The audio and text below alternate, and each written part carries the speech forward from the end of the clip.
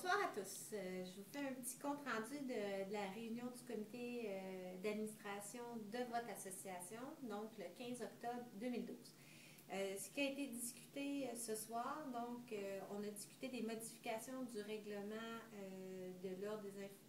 par l'Ordre des infirmières et le Collège des médecins qui a été publié au printemps. Ce que l'on sait, c'est que ça a été adopté au conseil d'administration de l'Ordre des infirmières le 4 octobre et que ça devait être approuvé au conseil d'administration du Collège des médecins cette semaine. Quant à savoir s'il y a des modifications majeures, il semble que non, mais on ne sait pas encore s'il y a eu des modifications mineures au règlement suite aux deux révisions. AGA 2013. L'AGA 2013 est déjà en bonne voie de complétion. Des conférenciers sont déjà confirmés pour la première ligne. Il reste à confirmer pour la cardiologie et puis la néphrologie. Le budget va bon train et puis on s'attend à ce qu'il y ait une forte participation de votre part au mois de mars prochain. Pour la question du portfolio qui a été discuté ce soir, donc on a trouvé le financement pour faire une phase 2 pour que le portfolio soit encore plus adapté à vos besoins. Et puis la phase 1 va rentrer en ligne sous peu. Il nous reste juste à faire les derniers ajustements suite à l'utilisation. Le symposium qui aura lieu le 23 novembre prochain a jusqu'à présent un bon succès. Jusqu'à présent, il y a à peu près 115 personnes qui ont donné leur présence. Le budget est bouclé. Il y a même un petit surplus pour pouvoir aider à payer d'autres activités de l'association. Louise Hagan va être notre présidente d'honneur confirmée également.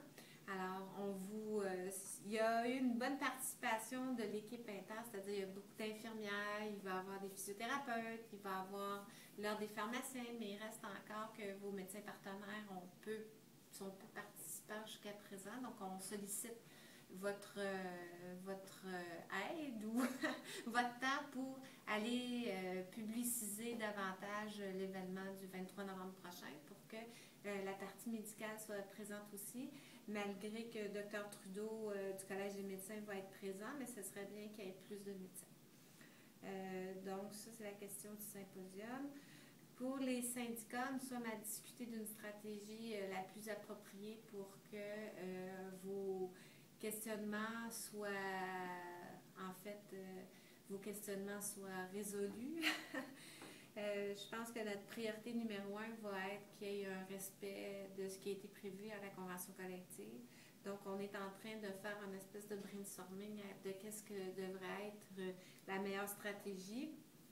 Ce sera Audrey Verville, votre vice-présidente des spécialités hospitalières, qui va être responsable du dossier.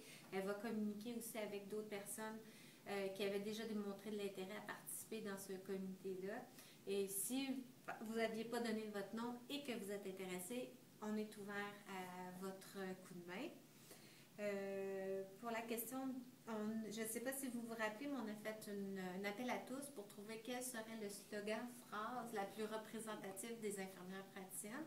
Donc, suite au vote, il y a une phrase qui a été retenue et puis le lancement va se faire au cours du symposium le 23 novembre prochain. Pour la partie des narcotiques, comme vous le savez,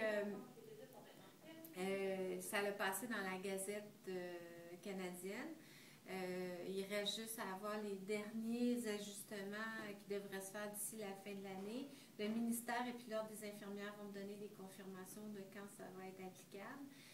Pour la question provinciale, nous, au Québec, on n'aura pas besoin de faire de remaniement des règlements parce que c'était déjà prévu dans nos règlements de base. Donc, aussitôt que je vais avoir la confirmation du délai accordé à la Gazette, on va pouvoir vous annoncer que vous pouvez prescrire des narcotiques et autres médicaments contrôlés.